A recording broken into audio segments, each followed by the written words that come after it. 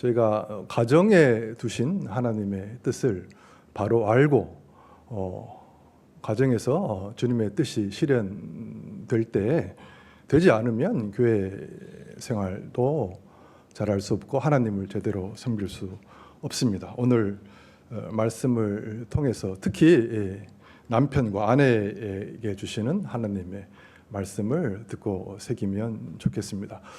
말씀을 준비해라 했을 때 상당히 부담이 많았고 결혼 생활이 파노라마처럼 스쳐 지나가고 내가 얼만큼 잘하고 있는가 말씀 앞에 섰을 때 많이 부끄럽고 했지만 생명의 말씀, 하나님의 말씀이 또 나에게 주시는 게 무엇인지, 교회에게 주시는 게 무엇인지 겸손하게 듣는 자세로 말씀을 준비했습니다. 이 세상을 볼 때 세상은 창조 질서가 교란된 세상입니다.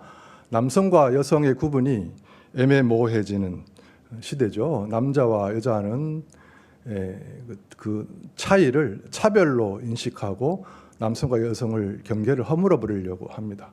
생물학적 성이 있고 사회문화학적 젠더라고 하는 게 있는데 이 성이라고 하는 것은 언제든지 내가 선택할 수가 있고 바꿔줄 수가 있는 것이다. 수십 개가 되는 것이 성이다. 남성과 여성의 이 구별성을 지우고 이렇게 하나님의 창조 질서를 교란시키는 시대입니다. 그리고 이제 절대 권위가 부정되는 시대입니다. 옳다고 생각하는 것이 없는 시대죠. 본인이 생각할 때 옳은 게 옳은 거지 권위와 질서가 사라진 시대가 요즘 시대입니다. 그래서 우리가 성경 말씀을 통해서 하나님께서 이 가정을 세우시고 또 남성과 여성을 또 창조하셨고 거기에 어떤 질서를 두셨다. 이것을 아는 것은 이 퇴락하고 이 타락한 이 세상에 하나님의 영광을 드러내고 하나님의 빛을 드러내는 이러한 것과 맥이 닿아 있습니다. 그래서 오늘 말씀을 통해서 우리 가정에 주신 하나님의 뜻을 알고 조금이라도 저희가 실천하고 실현하고 한 걸음 주님께서 우리 가정에 원하시는 바를 실현하는 데 도움이 되는 시간이 되면 좋겠습니다. 그래서 오늘 요즘 세태가 어떤지 권위와 질서가 이제 무너진 이러한 얘기를 좀 드리고 아내는 남편에게 어떻게 해야 되는가 또 남편은 아내를 어떻게 해야 되는가 이 모든 것들이 이제 교회 생활과 신앙 생활과 연관이 되기 때문에 단순히 남편과 아내 가정을 뚝 떼어서 생각할 수는 없는 거예요. 그래서 이 가정 생활을 잘하기 위한 교회 생활, 신앙 생활 이런 것들도 같이 말씀을 드리고자 합니다. 잘 아시듯이 하나님께서 이 세상에 부여하신 권위를 실현하는 제도가 세 개가 있습니다. 국가와 교회와 가정이죠.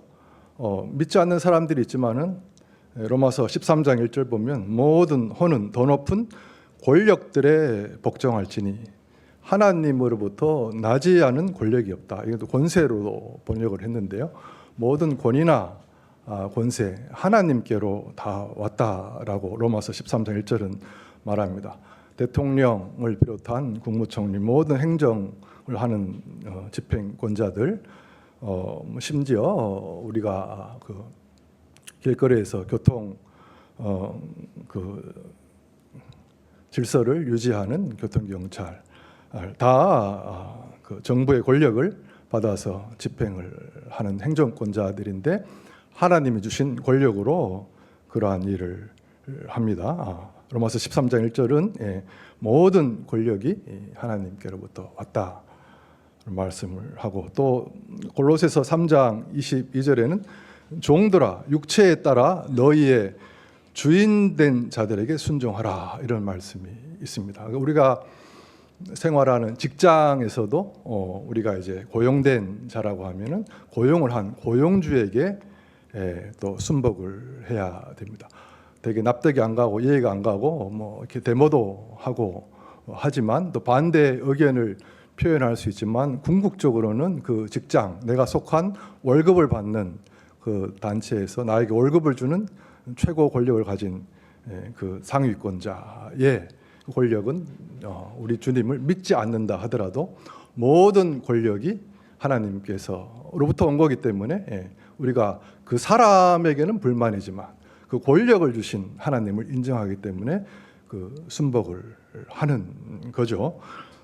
그 다음에 또 교회가 있습니다.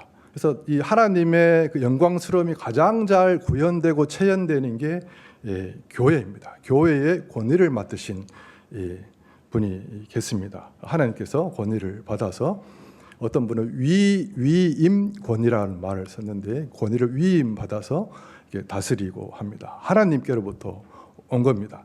그 사람의 권력, 권위 이런 것들은 하나님께로 왔다. 그래서 교회와 가정과 정부, 우리가 알다시피 이 제도, 세 가지 제도는 하나님이 주신 권위에 의해서 유지가 되어지는데요. 모두에서 말씀드렸지만 요즘은 참 이러한 권위와 질서가 해체된 시대입니다. 남편이라고 하는 말은 남의 편이다. 이렇게 제가 생각해 보세요. 아내는 뭘까? 네. 네. 별로 소통이 없어요. 네. 그게 아내가 아닌가. 또 남의 편이 남편 아닌가. 가정이 깨어졌고 갈등이 있는 시대가 요즘 시대가 아닌가요? 성경 말씀 보면요. 뭐 성경 말씀이 아니더라도 뭐 남성과 여성을 이제 구분하는 사람들은 이렇게 인정 안 할지 모르지만은 아내는 이해받고 또 사랑받지 못하는 이런 부분에서 좀 분노를 하고 남편은 존경받고 또 인정받지 못한 이런 부분에서 또 분노를 하고 서로 싸우는 게 아닌가 싶습니다. 여성은요 문제가 있으면 자신의 감정을 다 이제 표현하고 또 마음속에 이런 것들을 남편하고 공유를 하기를 원하죠. 근데 그 남자는 어떤 표현된 그것만 가지고 또 생각하는 경향이 있지 않나 싶습니다. 저기 스타벅스 있네. 여자는 우리 들어가서 커피 한잔 하면서 이렇게 서로 이렇게 오손도손 대화도 하면서 좀 좋은 시간을 가져요. 스타벅스 있네 이런 뜻인데, 그런데 스타벅스 있잖아. 이런 경향이 있는 것 같아요. 말을 안 하면 몰라요. 스타벅스 때 있죠. 근데 커피 마시자 했어. 스타벅스 있잖아. 그때 나 커피 마시자고 하고 대화 좀 하자고 한 뜻이었는데 사람이 눈치가 없게 말이야. 말을 안 하면 어떻게 알아? 말을 해야지. 솔직하게 이것 좀 해주세요. 이거 좀 해주세요 하면은 남편은 해주는데 그걸 이제 표현을 안 하고 이걸 또 왜 안 해주는 거야 하고 또 불만을 갖습니다. 많은 여자들이요 무엇이 필요한지 남자한테 잘 말을 안 합니다. 그렇지 않습니까? 그래서 우리 중에는 많은 분들이 자신의 감정과 이렇게 단절되어 가지고 자신이 또 무엇이 필요한지 말을 안 하다 보면 자기가 무엇이 필요한지 또 모르면서 지나가요. 정작 필요한 게 있는데 말하는 것을 또 잊어버려서 무엇이 필요한지를 모르고 무엇이 필요한지 모르니까 남편은 그에 맞춰서 필요를 채워주지 못하고 갈등이 심화가 되지 않습니까? 아침에 또 차 타고 오면서 우리는 인권 부부처럼 보이시나요? 조금 또 다퉜습니다. 다퉜는데 하여튼 방금 전에 말씀드린 그런 비슷한 사례로 다퉜는데 남성과 여성이 좀 다른 것 같습니다. 여성들은 어떤 문제를 이야기하면 여성들의 뇌에는 그런 옥시톡신이라고 하는 옥시토신 이게 분비가 돼가지고 막 얘기를 하면 차분해지는 효과가 있대요. 근데 남자들은 오히려 반대입니다. 여자들은 문제를 막 이야기하고 나면 마음이 가라앉지만은요, 남자들은 그게 또 고문이처럼 느껴질 때가 있어요. 그래서 과거 얘기를 막 하지 않습니까? 당신 말이야, 10년 전에 말이야, 12년 전에 12년 5월 몇 월 며칠 이거 왜 그렇게 하셨어요? 몇 년 전? 10년 전 얘기를 그렇게 묻어두고 아직까지 얘기 안 했단 말이야. 나를 뭘로 보고 그렇게 얘기를 그걸 꾹 그 마음에 갖고 살았어? 그걸 10년 지나서 가끔 텔레비 프로 보면요, 여자는 그 상처받은 과거 얘기를 막 하면서 이렇게 오래간만에 만나서 재결합하려고 만난 남편한테 막 말하는데 그 새로운 그 떨어졌다가 다시 만난 남편은 어쩔 줄을 모릅니다. 뭐 내가 나는 기억이 안 나는데 막 그럽니다. 남자는요, 시시콜콜하게 이렇게 대화를 잘 할 수가 없어요. 예. 현재 중심으로, 사건 중심으로 이렇게 이야기합니다. 우리가 이제 주일 예배 마치고 형제 자매님들 딱 이렇게 교제를 하지 않습니까? 너무 교제가 잘 되잖아요, 자매님들.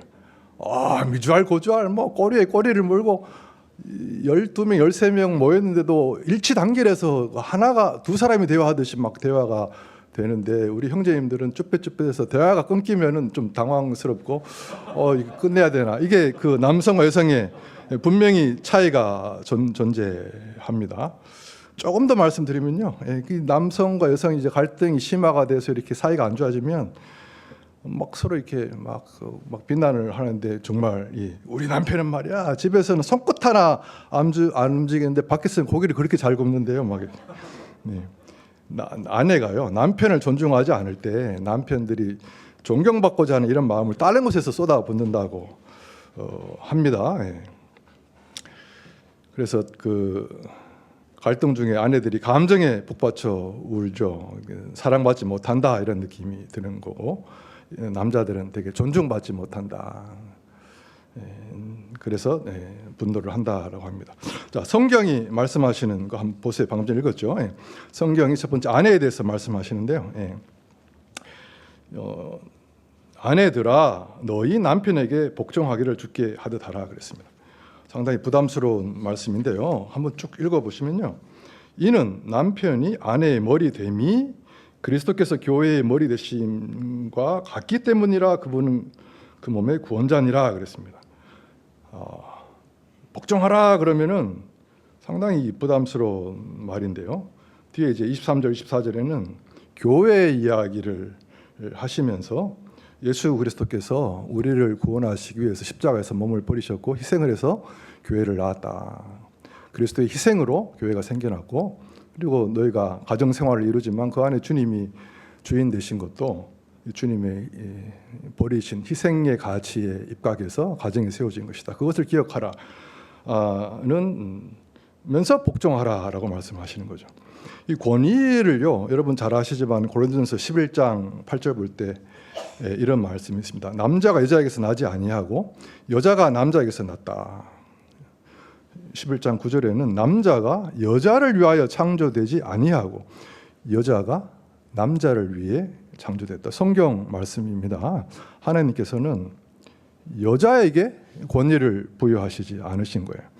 창세기 2장 18절에 남자가 만들어지는 과정에 남자가 혼자 있는 것이 좋지 않아서 합당한 조력자, 다른 성경에는 배필이라고 했는데를 만들리라 그랬습니다. 이 여자는 하나님께서 만드실 때 help meet for him, 돕는 사람으로 만드셨어요. 여자가 남자를 위해서 창조되었다.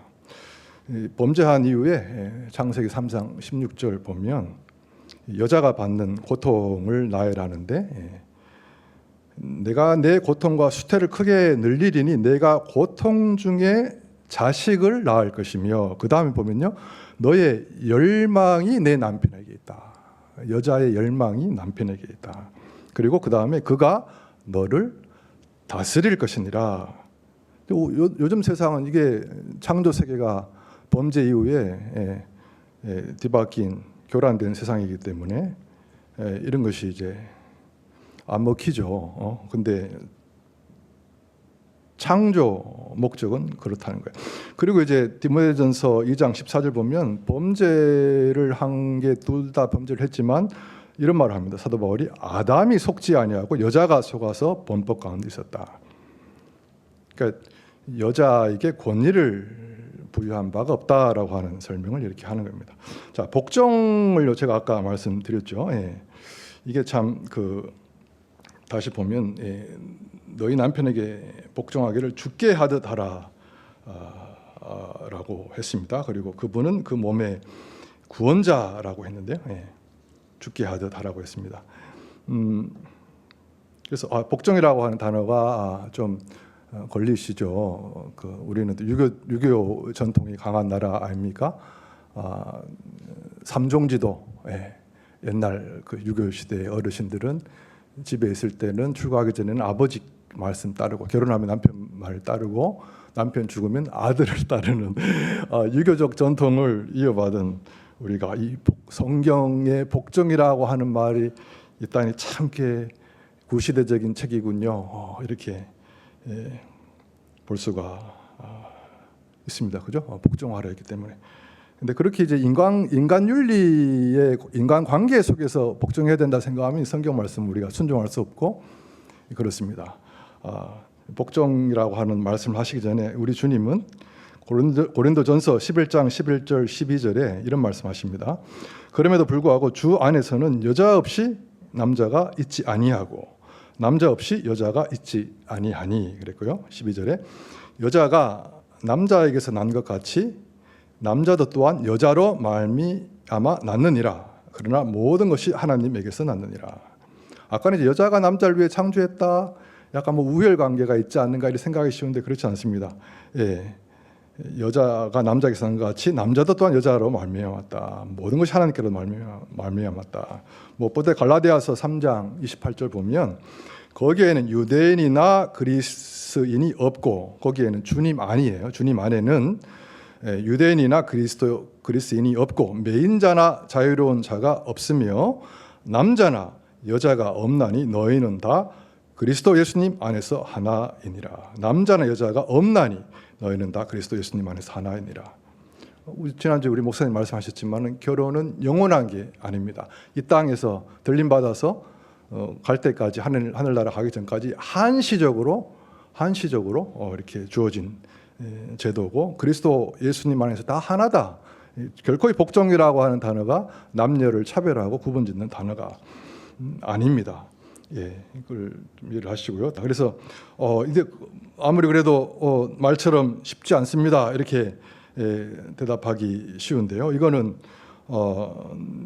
우리 속에 그리스도의 영이 충만하고 예수님의 마음이 있어야 가능한 것이고 무엇보다 이제 우리의 인격이 변해야 되는 거죠.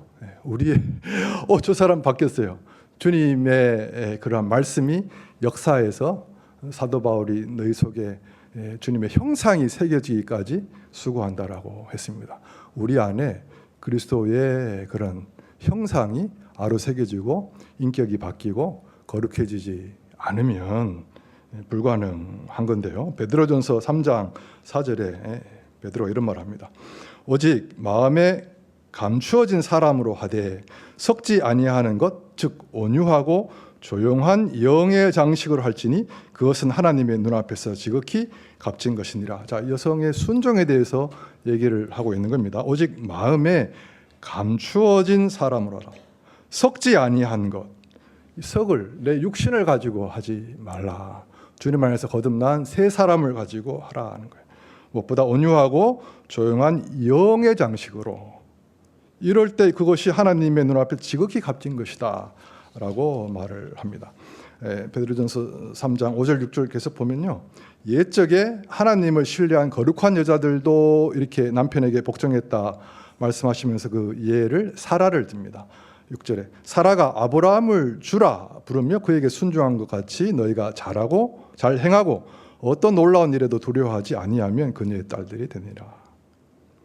근데 아브라함이 이제 사라를 루이라 속여서 자기 와이프를 순간적인 위기를 모면하려고 했을 때 사라의 눈에는 아브라함이 얼마나 째째하고 결정적인 순간에 치사하게 말이야 와이프를 버리고 말이야 그렇게 생각할 수도 있었을 텐데 사라는 아브라함을 부르신 주님을 바라보았죠. 그래서 베드로는 사라를 가리켜 아브라함을 주라 부르며 그에게 순종했다 이렇게 말을 합니다. 그것도 말씀드리지만 여성이 가정에서 남편에게 순종한다는 것은 쉽지가 않습니다. 예. 그럼에도 방금 전에 베드로전서 말씀을 읽었듯이 오직 마음에 감추어진 사람으로 하고 영의 충만함을 덧입을 때 가능하다. 그러니까 이 불가능한 명령을 주셨기 때문에 이거는 이 말씀은 제쳐놔야겠다. 불가능함. 그렇게 하고 가정 생활을 해 나가시면 하나님께서 주시는 복이 다 차단되는 거예요. 내 눈에는 불가능한데 주의 인격이 아로 새겨지고 주의 영이 충만하면 주님이 하시면 가능하다.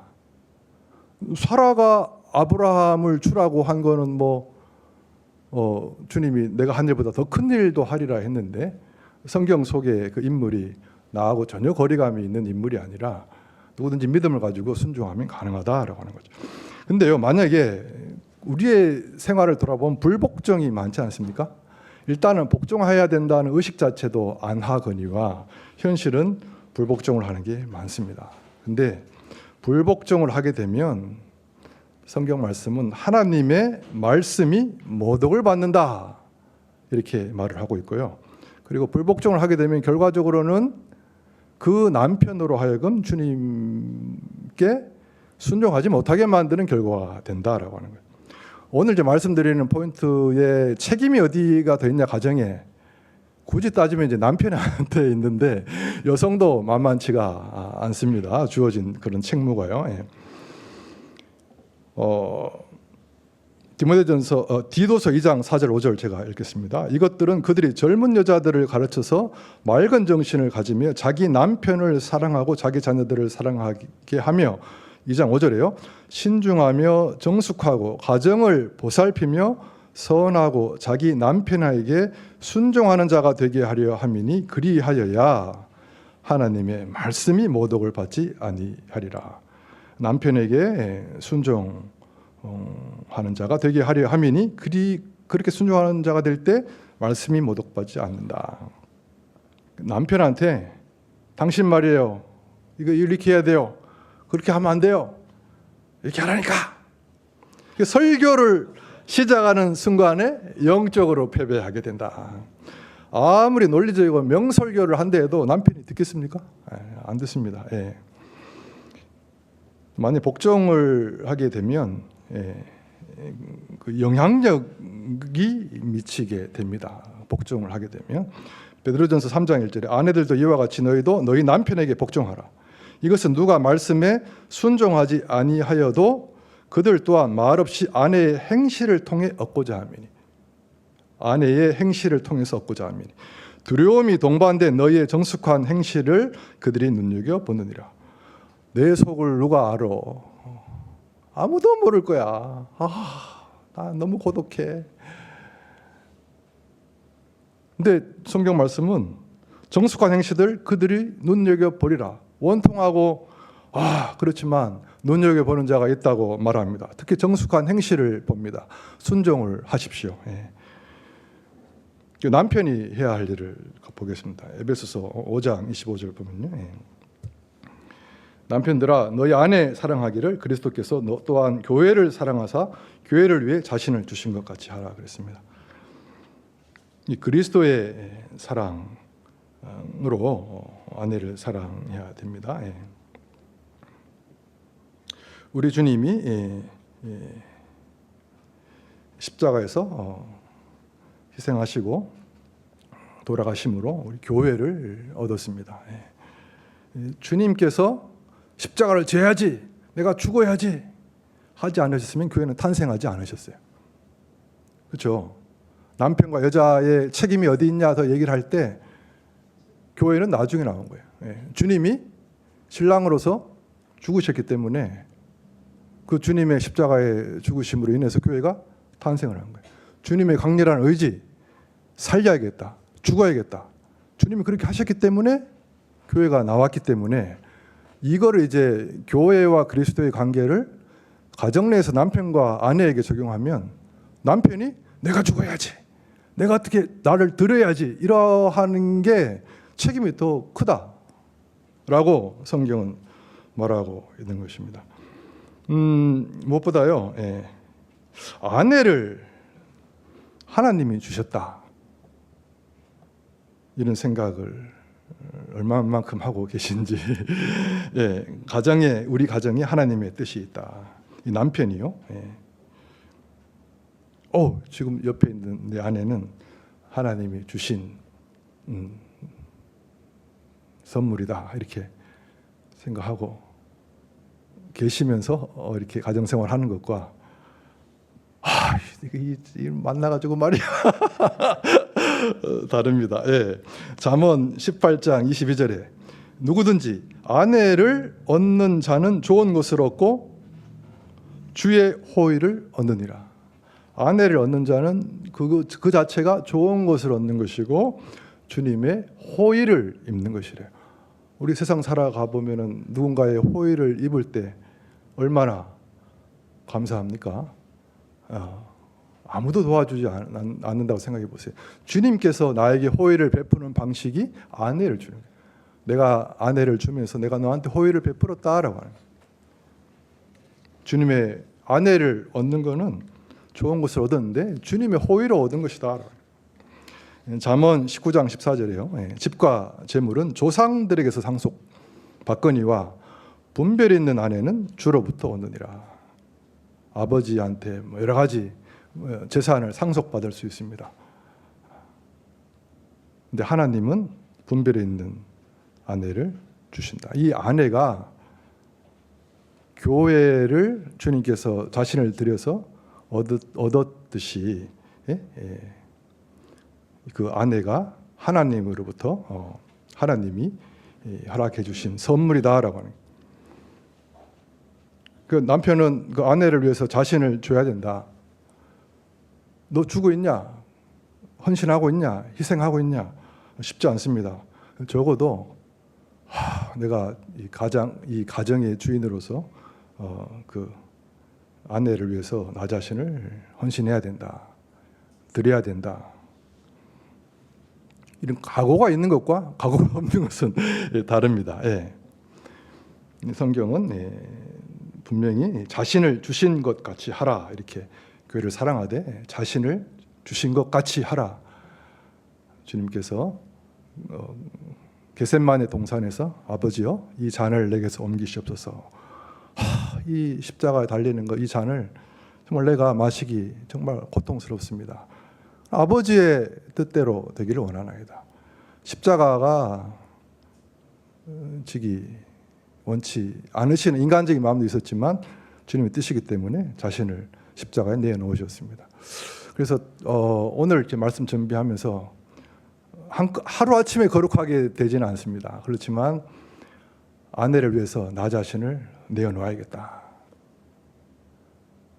주님, 이런 마음이 없는데요? 이런 마음을 주십시오. 그런 마음이 있는 사람은 이걸 좀 더 이 생각을 지속하고 현실 가운데 열매를 맺게 해주십시오. 이런 기도를 해야 되겠습니다. 첫 번째, 남편은 아내를 위해서 자신을 주어야 되고, 두 번째는 교회를 깨끗하고 거룩하게 하셨습니다. 남편은 자신을 거룩하게 해야 돼요. 26절에 그분께서 말씀을 통해 물로 씻음으로 교회를 거룩히 구별하고 정결하게 하려 하시며, 예수님은 십자가를 통해서 교회를 얻으셨는데 교회를 거룩하게 구별하고 정결하게 하셨습니다. 이렇듯이 남편이 거룩해야 돼요. 말씀과 주님의 그 흘리신 보혈로 인해서 남편이 거룩해야 가정이 거룩해지고 거룩해집니다. 구체적으로 좀 남편이 아내를 사랑한다는 게 어떤 것인가? 디모데전서 3장 5절에 보면 이런 말씀이 있습니다. 남자가 자기 집을 다스릴 줄 알지 못하면 어찌 하나님의 교회를 돌볼 수 있으리, 이런 말이 있어요. 디모데전서 3장 5절. 남자가 자기 집을 다스릴 줄 알지 못하면 하나님의 교회를 돌볼 수 있으리 어찌. 그러니까 남편은 집을 다스려야 되는 책임이 있는 거예요. 근데 하나님의 교회를 그래야 돌볼 수 있다. 그러니까 다스린다고 하는 개념과 돌본다라고 하는 것을 같이 놓고 보는 거죠. 다스린다, 돌봐야 된다라고 합니다. 남편은, 가장은 집안을 돌봐야 된다, 다스려야 된다. 첫 번째, 영적인 이런 거룩한 제사장으로서 영적인 리더십, 주도권을 가져야 됩니다. 아내를 볼 때 어떤 마음으로 보세요? 내 아내가 하나님과 바른 관계를 맺고 거룩한 삶을 살고 있는가? 신앙생활을 잘 하고 있는가? 주님과 잘 교제하고 신앙생활 이상이 없는가? 민감하게 내 와이프가 영적 그런 생활을 잘하고 있는지, 아니면 영적으로 병들어 가지고 이렇게 있는지, 민감하게 와이프의 영적 상태를, 하나님과의 관계성을 체크를 할 수 있어야 된다는 거죠. 그래서 남편을 통해서 와이프가 영적인, 이런 정말 말 그대로 영적인 동반자, 조력자가 되어서 같이 기도하고 같이 영적인 이야기를 할 수 있는 가장 이상적이죠. 돌본다라고 하는 개념을 그렇게도 한번 생각해 볼 수 있고요. 무엇보다 이제 물질적으로 영적인 뿐만 아니라 물질적으로 필요를 채워야 된다.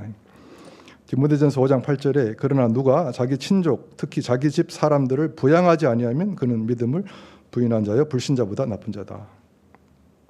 부양을 해야 됩니다. 물질적으로도 필요를 채우고 영적으로도 필요를 채우고. 그 다음에요. 이 아내가 아까 이제 돕는 자라고 했는데 남편과 서로 영적으로 친밀하게 이렇게 서로 대화하면서 기쁘게 즐겁게 뭔가를 같이 할 수 있는 게 참 하나님께서 예배해 놓으신 게 아닌가, 이런 생각을 말씀을 준비하면서 했습니다. 얼마만큼 함께하는 시간을 갖고 계세요? 김동철 형제님 너무 이렇게 함께 너무 보기 좋습니다. 너무 이제 주일 예배 와도 부부가 같이 앉아서 같이 말씀 듣고 너무 보기 좋아요. 저는 이제 계속 떨어져서 있는데 뭐 등산도 같이 가고 뭔가를 이제 함께 하면서 뭐 취미 생활도 뭐 같이 하시고 함께 하면서 서로의 기쁨을 나누고 더불어서 그런 어떤 것을 같이 즐거움을 나누는 이런 것이 얼마만큼 있는지 모르는데 그 주님의 뜻인 것 같아요. 참 이렇게 현실이 그렇게 잘 허락하지 않죠. 현실에 이제 노예가 되어서 이렇게 겨우 이제 안부 확인만 하고 사시는 분들이 계실지 안 계실지 모르겠는데, 뭐 꿈 같은 소리 하지 마세요. 뭐 내 처지 대봐. 근데 함께하면서 즐거움을 같이 나누는 게 주님. 거기에서 이제 창조 본연의 창세기의 그 가정을 창설하신 뜻이 성취될 가능성이 더 커지는 거예요. 잠언 5장 18절에 내 셈이 복되게 하며 또 내가 젊을 때 취한 아내와 더불어 기뻐하라. 젊을 때 취한 아내와 더불어 기뻐하라. 이 젊을 때 취한 아내라 말하는 걸 봤을 때 어느 정도 연배가 있으신 분들한테 하는 말이라고 볼 수 있죠. 젊었을 때는 같이 하죠. 젊었을 때는 뭐. 근데 나이가 먹으니까 다 남편은 주말 되면 혼자 등산 가고요. 또 뭐 저는 또 동네 아줌마들하고 또. 근데 이제 그러한 연배가 드신 분한테도 주님은 아내와 더불어 기뻐하라 이렇게 말씀하십니다. 너는 그녀를 사랑스러운 암사슴 같이 아름다운 노루같이 여기며 언제나 그녀의 젖가슴으로 만족하고 항상 그녀의 사랑으로 인하여 기뻐하라 이렇게 말합니다. 잠언 5장 18, 19절. 무엇보다 전도서 9장 9절에 한번 들어보세요. 내 헛된 삶의 모든 날 곧 그분께서 해 아래에서 내게 주신 내 모든 헛된 날에 내가 사랑하는 아내와 함께 즐겁게 살지어다. 이것은 이 삶 속에서 내가 해 아래에서 행하는 수고 중에서 내가 받을 몫이니라. 전도서는 헛되고 헛되며 헛되고 헛되다, 이 허무함을 노래한 그죠? 책입니다. 헛된 삶이라고 합니다. 다 부질없어요. 부질없죠. 지내놓고 보면 다 부질없습니다. 뭐 사소한 것에 뭐 얽매이고 그렇게 삽니까? 모든 게 헛되는 거예요. 근데 유의미한 거는 우리 주님을 섬기고 주님께 순종하고 말씀대로 행한 게 유의미한 거죠. 근데 그거를요, 아내와 함께 즐겁게 살지어다. 헛된 날에 아내와 함께 즐겁게 살지어다. 주님의 뜻을 가정 가운데 실현한 그게 가장 유의미한 거다. 헛되지 않은 것이다. 아내와 함께 즐겁게 살자다 이렇게 말합니다. 그럼에도 불구하고 우리 남편들은 아내를 모질게 대합니다. 때가 있습니다. 모질게. 그래서 골로새서 3장 19절에 남편들은 너희 아내를 사랑하고 모질게 대하지 말라 이렇게 말합니다. 예. 자, 권위의 문제를 아까 제가 얘기했고 남편이 해야 할 거, 또 아내가 해야 될 걸 말씀드렸는데, 뭐 실제론이라고 방법론에 들어가면 상당히 쉽지 않습니다. 아까 말씀드렸지만 이제 우리 주님이 교회를 사랑하사 교회를 위해 자신을 주신 것 같이 사랑하라고 했기 때문에 남편에게 1차적이고 더 큰 책임이 있고, 그렇다고 해서 여성 아내의 책임도 작지는 않은데요. 마가복음 10장 45절에 우리 주님이 섬김을 받으러 오지 아니하고 섬기러 왔다 이런 말씀을 하셨죠. 예. 이러한 남편의 권위는 섬김을 통해서 이렇게 인정되고 세워지는 권위다라고 하는 말씀을 제가 드리고요. 예. 그래서 남편이 제대로 이렇게 둘 사이에 이렇게 딱 부딪혀서 막혔다 하면은 일단 남편이 제대로 권위를 행사하고 말씀대로 행하면 편안해진다. 잠언 31장 10절에 누가 현숙한 여인을 찾겠느냐 그녀의 값은 루비보다 훨씬 더 나갔느니라. 현숙한 여인을 보석에 비유를 했습니다. 그녀의 남편의 마음이 그녀를 편안히 신뢰함으로 그가 노량물을 필요로 하지 아니하니. 남편이 와이프를 편안하게 신뢰하는, 보석 같은 내 아내한테 내가 편안히 신뢰하는 말씀을 하고 있습니다.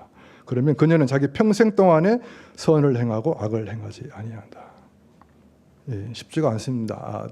가정을 돌아볼 때. 근데 적어도 남편은 아내를 사랑해야겠다.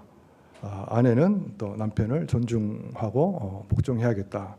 그런 것이 인간적으로는 되지 않기 때문에 성령의 은혜 가운데 해야겠다. 적어도 남편도 아내도 이 가정이 하나님께서 세우셨다. 아내가 주님이 주신 보물이다. 주님이 주셨다. 아내도 남편이 하나님께서 세우신 머리다. 대전제를 인정하면 상대방의 그러한 그 말이나 행동을 덜 오해하고 원만해질 수 있지 않는가. 우리가 이제 부부싸움을 하고 사이가 안 좋다 보면은 기본 전제를 의심하는 거죠. 쟤는 기본적으로 나를 인정을 안 해. 저 사람은 나를 사랑하지 않아. 기본적인 전제를 깔고 들어가면요, 접점이 없고 뭔가 발전될 여지가 없는 거예요. 근데 기본적으로 정말 개떡 같은 남편이고, 죄송합니다. 또 뭐 정말 어떤 여자지만 하나님이 주셨다. 그걸 인정을, 그러니까 그 사람 자체보다 세우신 하나님, 그 남편이라고 하는 그 제도의, 가정이라고 하는 제도의 그 뭐라 할까요? 온 세상을 가지고 있는 타이틀인 거죠. 그 사람 자체보다도 그 남편, 예, 그 아내, 예, 다른 아내, 다른 남편이 아니라, 예, 예, 대전제를 하나님 안에서 인정하면 의지를 가질 수 있고 그러한 개선의 여지가 있다. 근데 거듭 말씀드리지만 이거는 인간적으로 되지 않고, 주님께서 이 에베소서는 구원받은 우리 교회가 몸된 형태로 실현이 되고 지체들을 얘기하면서 인간 간의 인간 윤리, 상호관계 윤리를 얘기하는 장입니다. 클라이막스에 이르러서 이제 교회의 인간관계를 얘기하고 가정의 인간관계를 얘기하는 거예요. 그래서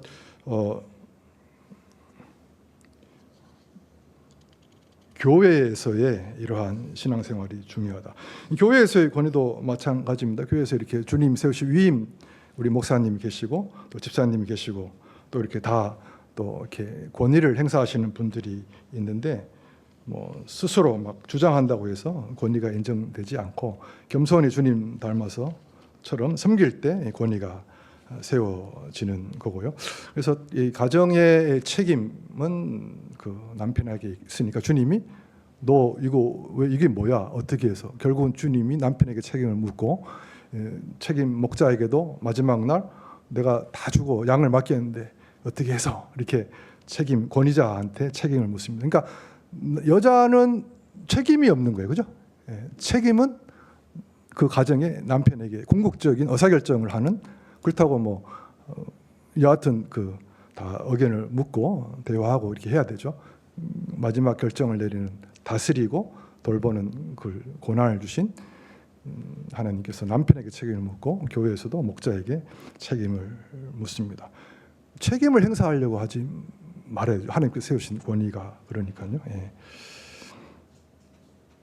그래서 오늘 말씀을 준비하면서 이제 쉽지 않다. 인격이 변해야 되는데 주의 영이 충만해서 예수님을 닮아가는 게 필요하고 권위가 뭔가 하나님 세우신 권위가 뭔가를 잘 이해해야 되고 그런 생각을 했습니다.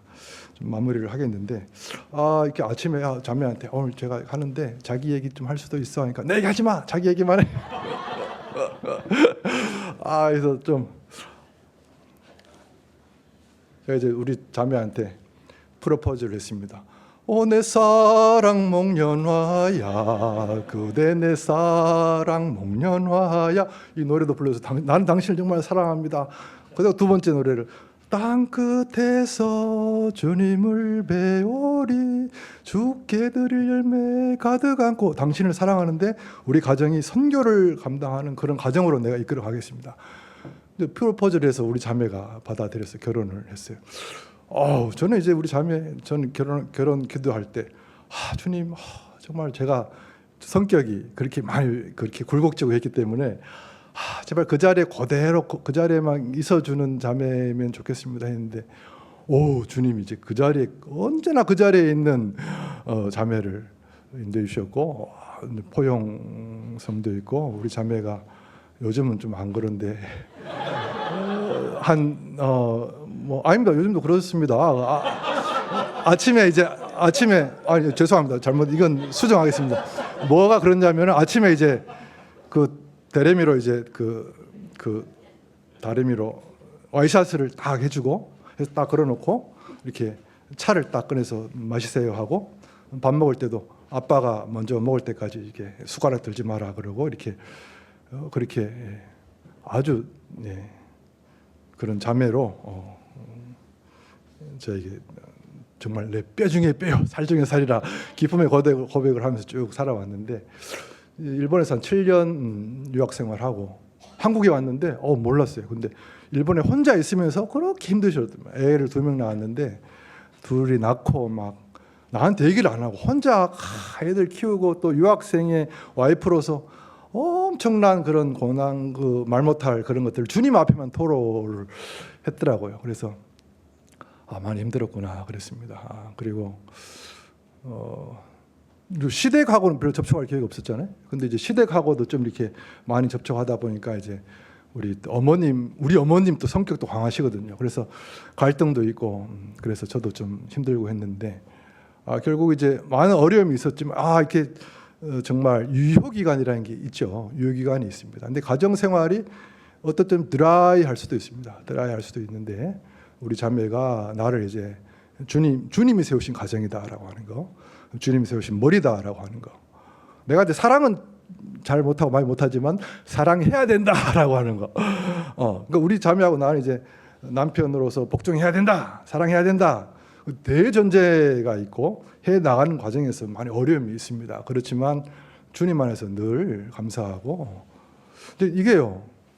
가정 생활만 떨어져서 이렇게 하면 참 어렵습니다. 그런데 이 교회 생활도 마찬가지예요. 우리 목사님께 잘 순종하고 교회에서 잘 순종하고 교회 생활에서 그리스도와 몸된 교회의 관계 주님께 복종하는 이거를 교회 생활을 통해서 잘 배우잖아요. 그럼 가정 생활도 또 잘 되고. 그래서 결혼하시는 분들은 교회 생활, 신앙 생활을 잘 하셔야 교회에서 배운 그 가정의 원리를 또 가정에 적용할 수 있고 가정에서 누리는 충만한 기쁨으로 또 교회 생활도 적용해서 또 주님을 섬길 수 있고 그렇습니다. 제 간증 안 하면 좀 섭섭할 것 같아서 좀 마무리 짓겠습니다.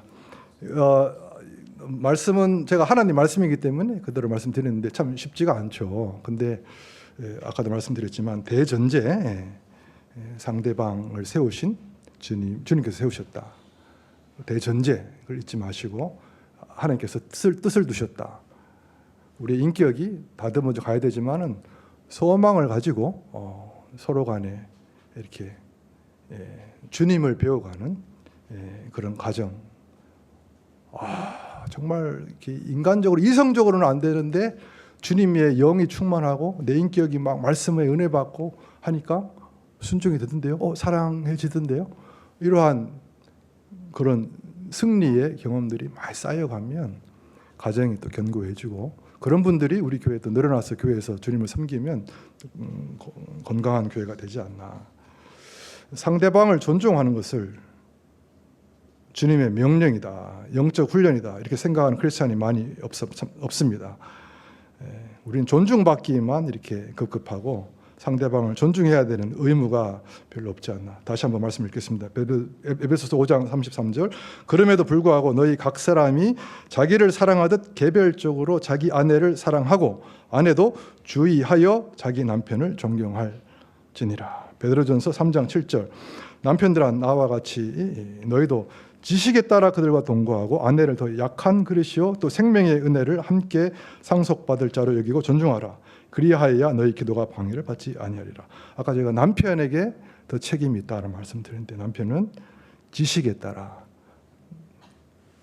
교리적인 거 성경 말씀도 많이 알고 아내에 대해서 여성에 대해서 많이 알 지식을 가지시고 동거를 하시면서 더 약한 그릇으로 여기시고요.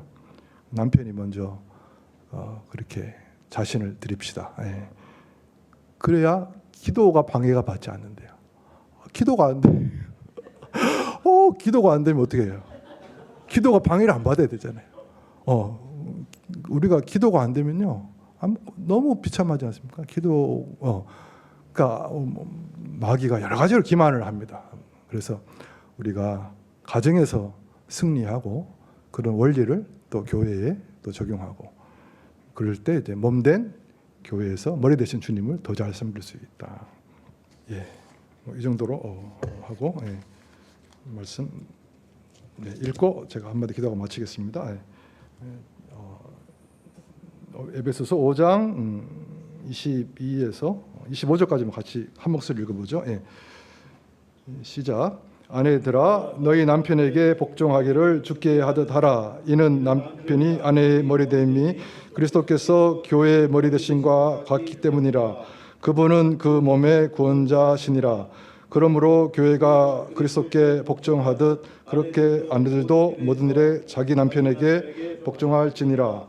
남편들아 너희 아내 사랑하기를 그리스도께서 또한 교회를 사랑하사 교회를 위해 자신을 주신 것 같이 하라. 기도하겠습니다. 사랑하는 주님, 저희가 죄인 되었을 때에 죄를 구원하시고자 십자가에 달리셔서 그 모진 고통을 당하시고 피를 흘리시고 돌아가심으로 또 저희 교회를 태어나게 하신 우리 신랑 되신 주님 감사합니다. 거룩한 신부로 우리 주님을 거룩하게 섬기길 원합니다. 저희들은 연약하고 늘 부족하여서 죄 가운데 거할 때가 많고 특별히 가정에 주신 주님의 뜻을 외면하고 그 엄청난 복을 외면하는 어리석은 삶을 살 때가 많습니다. 주님, 주께서 죄를 사랑하셔서 희생하신 것처럼 저희 남편들이 아내를 사랑하게 도와주십시오. 할 수 없습니다. 그러나 저희가 할 수 없으면 좌절하지 않고 기도함으로 주님 아내를 사랑하게 해주십시오. 기도함으로 성령의 도우심을 받아 한 발짝 순종하는 저희 남편들이 되게 도와주십시오. 우리 아내들도 복종하기가 참 힘듭니다. 그러나 머리 대신 주님을 생각하고 주님 희생을 생각하고 가정을 세우신 주의 뜻을 기억하고 복종하게 도와주십시오. 잘 안 되지만 이러한 복종과 사랑을 통해서 우리 가정에 그리스도의 사랑이 편만히 거하는 것을 체험하게 도와주시고 이러한 경건의 능력을 가지고 우리 주님을 섬길 때 강성한 교회로 세워져 가게 도와주십시오. 우리 가정에 두신 뜻을 이루어가게 도와주십시오. 결혼을 생각하는 젊은 형제 자매들, 갓 결혼을 시작하신 분들, 또 많은 결혼 생활하신 여러 형제 자매님들이 있습니다. 주의 성령의 은혜가 그들과 함께 하셔서 가정에 두신 뜻을 실현함으로 주 예수님을 깊이 체험하고 주님을 알아가는 그 놀라운 은혜가, 풍성한 은혜가 우리 가정 가운데, 우리 서울 침례교회에 속한 모든 지체들의 가정 가운데 함께 하시기를 간절히 기도합니다. 살아계신 주 예수 그리스도 이름으로 간절히 기도했습니다. 아멘.